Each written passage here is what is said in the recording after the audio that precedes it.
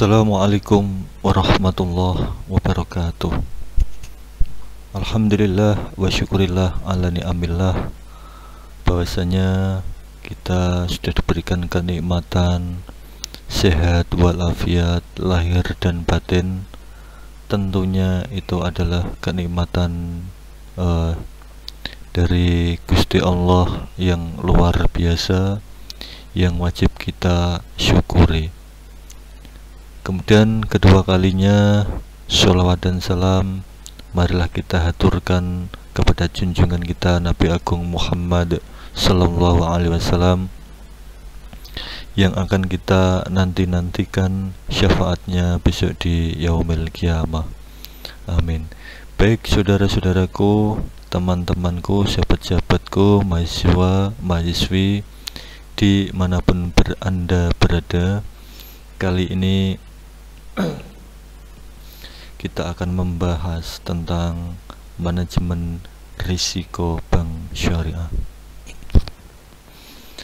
Sebagai pendahuluan, kami perlu kita ketahui bahwa yang namanya risiko, setiap manusia, setiap perusahaan dan lain sebagainya itu akan mengalaminya. Namun bagaimanapun kita sebisa mungkin minimalisir tingkat risiko yang tadinya tinggi, yang tadinya banyak, menjadi lebih kecil, yang tadinya tinggi menjadi lebih rendah.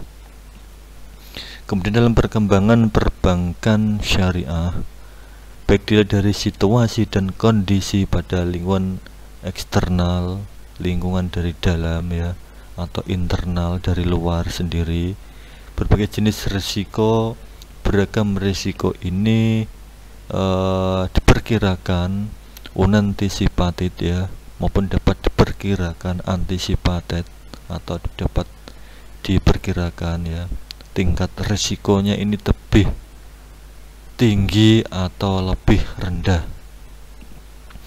Namun risiko memang tidak dapat dihindari, tapi yang jelas bahwa kita sebagai pengelola harus bisa mengendalikan, entah itu risiko dari perusahaan, entah itu risiko pada diri sendiri. Namun dalam setiap pengidentifikasiannya, kita harus bisa mengukur ini tingkat resikonya bagaimana, kemudian timbul resikonya ini bagaimana. Nah, kegiatan usaha dalam manajemen risiko ini sangat penting. Banyak perusahaan-perusahaan di Jakarta, Surabaya, Semarang, Kudus, Jepara dan sekitarnya banyak yang bangkrut. Itu kenapa? Ya karena mereka tidak bisa minimalisir, atau mereka tidak bisa mengidentifikasi tingkat resikonya itu seperti apa.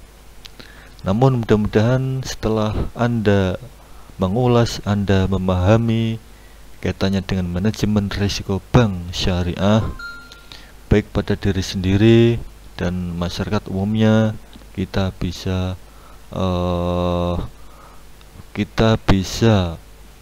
mengalkulasi atau kita bisa minimalisir risiko itu.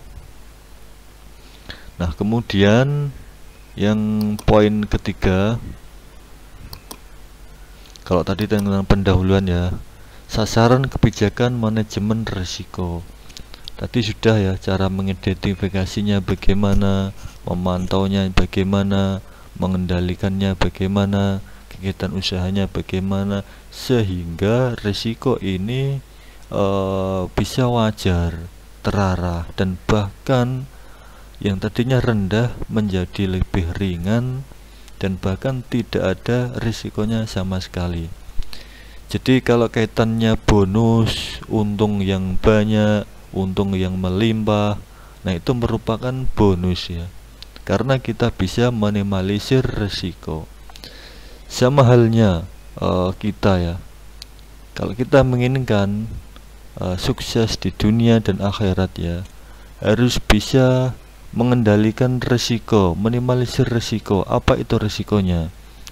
Sebagai contoh agama, ketika kita tidak bisa melaksanakan sholat 5 waktu ya, risikonya adalah berdosa.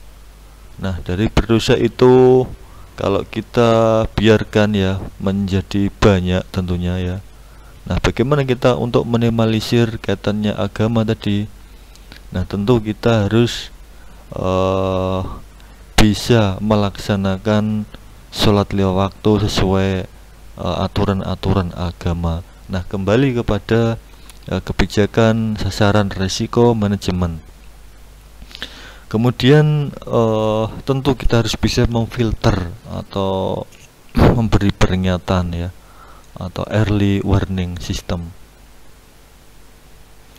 Nah, tujuan manajemen risiko di sini adalah menyediakan informasi tentang risiko kepada pihak regulator, memastikan bank tidak mengalami kerugian yang bersifat unacceptable ya, minimalisasi kerugian dari berbagai risiko yang bersifat uncontrolled atau mengalokasi modal dan membatasi risiko.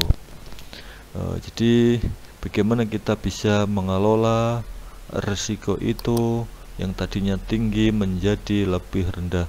Nah, karakter risiko dalam manajemen risiko bank Islam.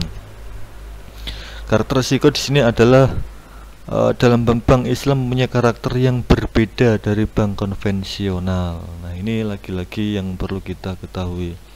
Kalau bank secara umum ya, secara konvensional itu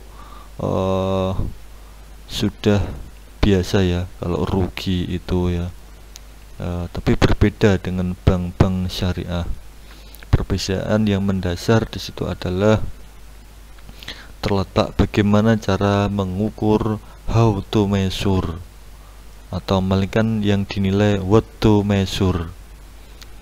Artinya adalah perbedaan akan tampak pada manajemen risiko operasional, meliputi identifikasi risiko, penilaian risiko, antisipasi risiko, dan monitoring risiko. Jadi berbeda dengan bank konvensional. Kalau di bank syariah ini kita harus bisa mengidentifikasi risiko seperti yang tadi saya jelaskan di atas. Dalam Islam sendiri kita diwajibkan untuk berikhtiar, berwajibkan untuk bekerja. Risikonya apa? Manusia hidup itu kalau tidak bekerja, risikonya adalah tidak bisa makan ya, tidak punya uang. Nah, kalau kita ingin punya uang banyak ya, kalau kita itu ingin sehat ya, tentu harus berolahraga. Kalau ingin uang banyak kita harus bekerja, harus giat, harus semangat. Seperti itu. Nah, cara mengidentifikasi risiko di Islam juga banyak. Selain kita diwajibkan untuk ikhtiar ya, risiko yang khas di sini adalah kaitannya dengan sumber daya manusia. Seperti itu. Bagaimana manusia itu tingkat semangatnya bekerja, kapabilitasnya ya, secara umum tentu yang sesuai dengan sistem-sistem syariah. Kemudian yang ke-8, jenis risiko pembiayaan terutama ya. Dalam bank syariah itu penjamin risiko ya, contoh pelayanan risiko default, risiko kebangkrutan. Nah, dalam perusahaan ini banyak sekali orang yang bangkrut ya, banyak sekali orang-orang yang merugi. Tapi kalau kita bisa mengidentifikasi, kita bisa minimalisir risiko baik diri sendiri maupun perusahaan, maka risiko itu menjadi rendah. Nah, lagi-lagi dalam risiko, cara mengatasinya karakter risk daripada treat without ya dipengaruhi oleh kelalaian. Jadi dalam hal risiko bisnis itu terutama yang terjadi adalah kelalaian seperti itu dalam membiayai bisnis. Bagaimana orang itu lalai ya? Ya karena salah satunya adalah tidak berdisiplin. Misalkan jam 7 harus dihidupkan, dinyalakan mesinnya. Nah, tentu di situ lalai yang menyebabkan bisa terbakar dan lain